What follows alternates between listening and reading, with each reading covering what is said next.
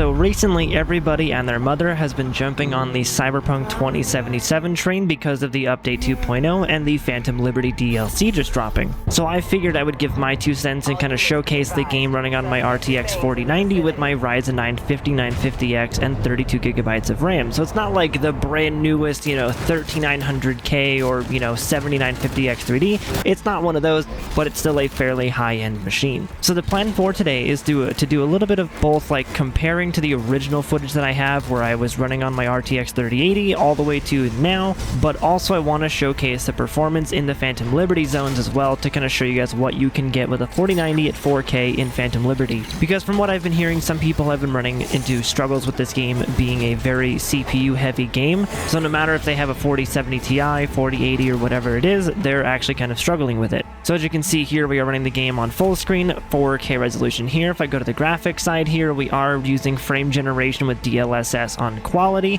with the ray reconstruction here as well. And then if we go down to here, you can see we have everything turned on to the maximum quality settings possible with ray tracing and path tracing turned on as well. So it is the completely maximum highest quality that you could possibly have for this game in general. The only settings that would be higher than this would be turning off DLSS as well and just using the raw 4K native settings as well, which we can totally test that out because I know there's people out there who are like resolution purists. They don't like DLSS. They want to see what the games can actually run like on the world's most expensive GPU natively without DLSS. And we might even turn off frame generation to really see what this game would look like in its raw purist form. And over here, just to cover every base, I do actually have the AMD simultaneous multi-threading SMT turned to on, not auto or off. It is on the on setting because I feel like I just want to make sure it's on. I don't want it to automatically turn off randomly, so it's on. So that should help with some of the CPU limitations we have as well. Because I'm running a 16-core 32-thread CPU, so this game should in theory have plenty of room to actually work with. Alright, without any further delay, let's go ahead and run the benchmark. I'll turn on my MSI numbers as well so we can all watch the cores and frame rates and everything flex. Alright, so here we are inside of the benchmark, and I am excited to see what FPS we get. We're already holding about 65 plus, so about like, well, okay, there's 63 there, so we're not doing too bad. We're getting 4K 60 with path tracing on, by the way, but that's also with frame generation on. And I'm loving seeing this game really being the true benchmark for PCs, because even when it launched, I know I'm going to get some flack for saying this online. I know a lot of the keyboard warriors are going to call me out for this, but I've always been calling Cyberpunk just a next-gen title. Even when the game first came out, I said that this game was going to run really, really well on the 4000 series cards, and it was more of like a next-gen Crisis type of game. It's like our current-day Crisis. And here we are seeing the game running almost 80 FPS in these outside areas here. I'm not sure why the interior was less, maybe because of the AI or something, like all the NPCs and stuff. But you can see we're using about 27% of my CPU, 16 gigabytes of RAM, 14 gigabytes of VRAM. Thankfully, I have a 4090, and we're using about 97-98% of our GPU there. That's pretty decent. That's a pretty solid test.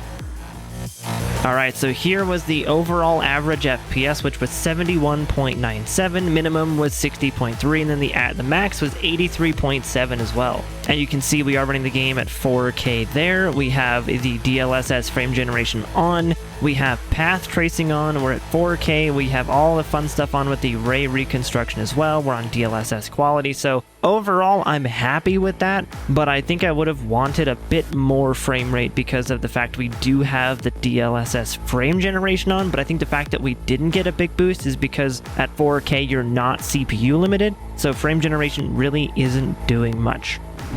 Alright, so now we're actually inside of this default area that I always test at, which is like this city area with all these NPCs and AI. And the last time I tested this game out with my 3080, I was getting like 45 FPS, I believe, at 1080p. My 4090 was getting like 110, 120 FPS at 1080p, and now at 4K, you can see we're getting about 65 to 70 FPS in this city area here as well. As we walk out, there's just a ton of NPCs here, tons of AI walking around, cars driving and everything, tons of smoke. It looks gorgeous. and it's at 4K. I'm not gonna lie, that's decent. 60 FPS at 4K, and this is with path tracing on, by the way, too, so it's a bit heavier than just ray tracing. This is with the full-on path tracing mode as well. I'm gonna have to look back and actually see what my 4K numbers were for this test as well. But I'm pretty sure the last time I played this game at 4K with my 3080, it was practically unplayable. It was like 12 FPS or whatever, so that's a huge leap with the frame generation on. So I want to do 2 more tests. The next test I'm gonna do is just for funsies. I'm gonna turn off ray tracing, I'm gonna turn off frame generation, I'm gonna turn off everything and just run the game natively. And let's see what kind of frames we get. So no DLSS, no frame generation, no path tracing, no ray tracing. Let's go. All right, so here we are. No DLSS, no frame generation, no path tracing, no ray tracing, no dynamic resolution scaling, nothing to help us out. And we're getting about 30 FPS. So frame generation, it definitely does help because we are seeing a tiny bit of CPU limitation here. We were getting probably an extra, 20 to 30 FPS. But of course, it goes without saying that the 98% GPU usage up there just kind of shows that we are still GPU limited, even with how powerful the 4090 is. But I also think there's a tiny bit of CPU limitation too. I think that games are definitely needing an optimization course again. I think we forgot how to optimize for PCs. But now, for poops and giggles, we're going to turn on path tracing with no DLSS and no frame generation. I just want to see how much path tracing completely destroys us at 4K. So let's do that. As Duke Nukem walks in front of me. Okay, so no DLSS, no frame generation, path tracing fully turned on, and we are in, we're below 20. Yep, there's the 18 FPS. Although, with my 3080, this would be like 4 FPS. So, the 4090 is showing it's girthier, but, not by much. Not by much. Okay, my eyes hurt, my head hurts, I can't leave this on forever, let's change it back. Oh, okay, there we go. DLSS back on, frame generation back on, and it feels so much smoother. Getting like 90 FPS here almost 90 FPS, that is fantastic. What does redheaded Duke Nukem think? So now I want to go and I want to test out the Phantom Liberty side of things, so I will catch you guys in just a little bit. We'll cut back whenever I'm actually in the Phantom Liberty area to test. Alright, so we're in a new area now in the DLC, and we're getting about 70 to 80 FPS in this one as well. Because of all the NPCs around here, it is a gorgeous looking area with all the lighting and stuff like that. It looks amazing. It is running decently well. I'm using about 35% of my seat. Holy crap! Oh my god! Look at this dummy mommy. Your thighs are bigger than my torso. Jesus! Lady! I found the woman for Duke Nukem. This is his wife now. Holy crap! This area is really gorgeous though, and as we walk further away from the big area with all the NPCs and everything, we are actually getting more FPS, of course, and still using about 15 to 16 gigabytes of our RAM, 15 to 16 gigabytes of our VRAM, 98% GPU, because 4K just always uses about 98% of your GPU. If it's not, that's kind of weird.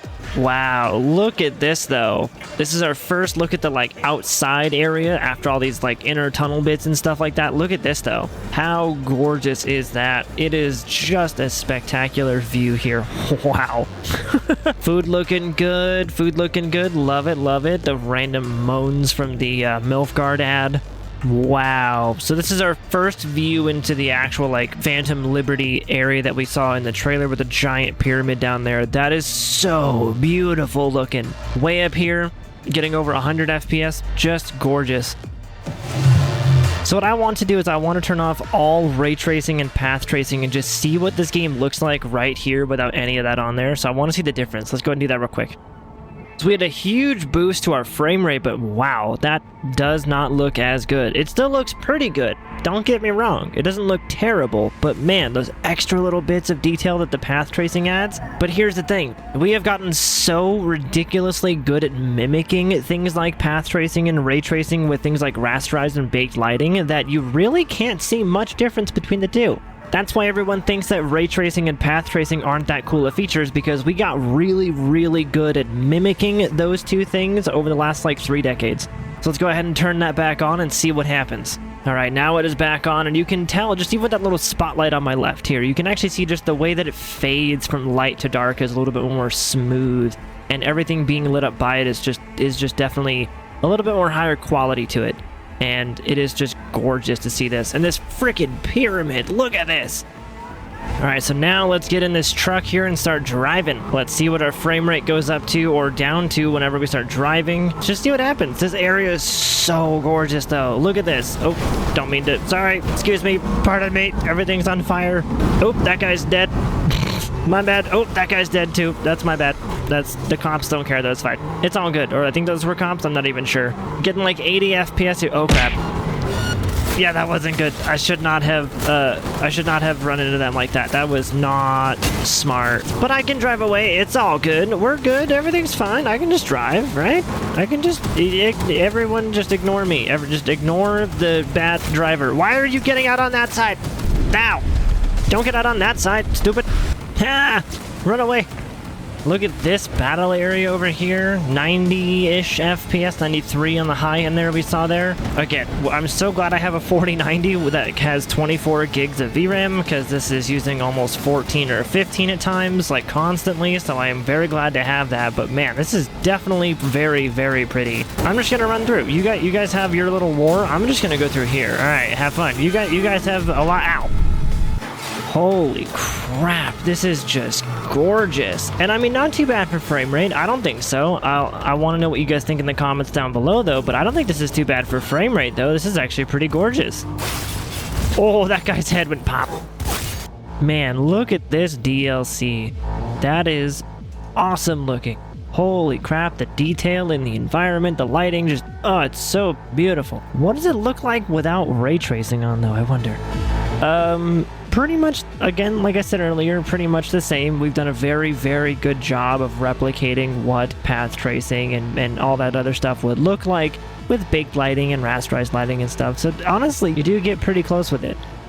Wow, this is that same area, but in like the morning rain. Holy crap, this game is beautiful. We're getting like 98 FPS, almost 100 FPS here, using about 14 gigabytes of VRAM, 16 gigabytes of RAM, 25% of my CPU. I wish games would use more of that like Division does. But we're using 98% of our GPU because duh, we're at 4K and that's what it's going to do. So we are, of course, more GPU bottlenecked at 4K, I believe, so not too bad. Getting 100 FPS here, I mean, if we look back over here, we're getting about 95, so really, like, overall, no matter which way I look, it is pretty optimized.